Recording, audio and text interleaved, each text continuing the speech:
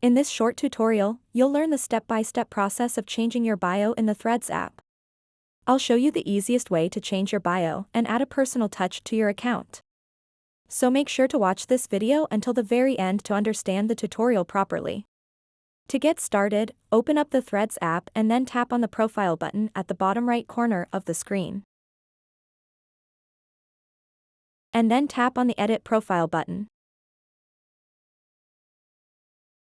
So now you will see an option called Bio, and it says Write a Bio. Just tap on that. And now you have the ability to write a bio.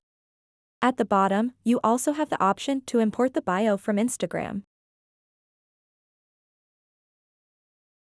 Once you've typed in your bio, simply tap Done at the top right corner of the screen. And then tap Done again to save changes. So that wraps up this tutorial. If you have any questions about this whole process, please let me know in the comments section below.